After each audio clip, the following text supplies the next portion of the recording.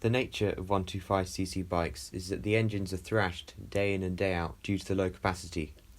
Therefore, it's essential for them to be regularly maintained. It's important for them to have the right amount of oil and for it to be changed at the specified intervals. It's also important for the valve clearances to be of the correct sizes. To save some money, and because I got a bit of workshop experience, I decided to take up the challenge of doing the valve clearances on my bike. This video is just going to be a general overview of the operations. I think there's one other video out there on YouTube, which I'll link below, which covers doing the clearances in great detail.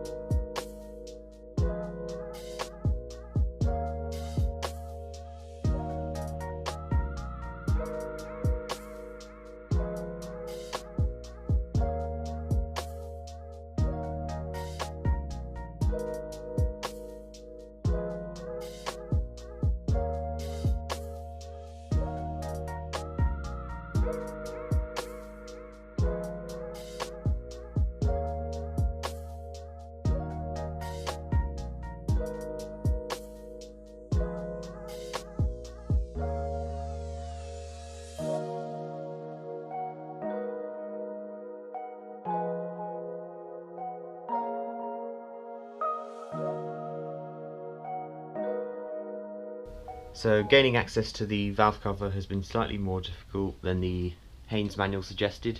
So basically I had to unplug this from the radiator, and I'm basically going to have to just unplug a load of wires here so that I can get into here and access the bolts.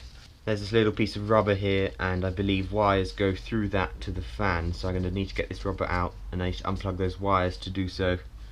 There are two wires, both of which have connectors that need to squeeze past that rubber hole so we can get this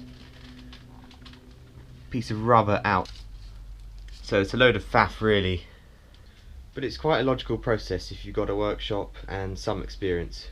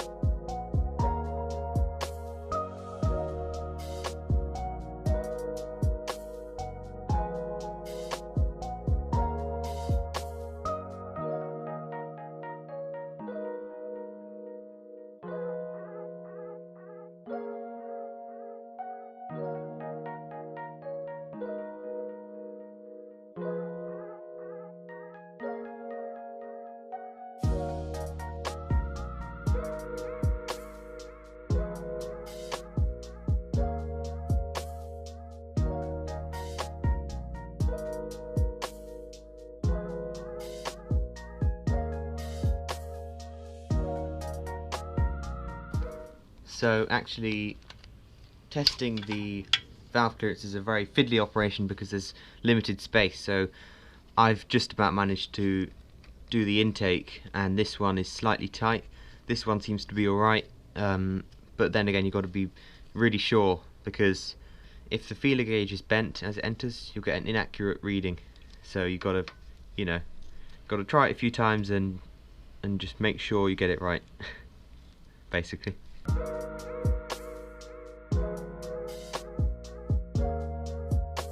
So once you've adjusted the clearances, you've just got to use a socket. I've used a socket, but I'm paying special attention to the lock nut so it doesn't move as I tighten it. And the torque to tighten it up is 7 Newton meters. I'm always going to double check if the clearance is correct even after I've tightened it.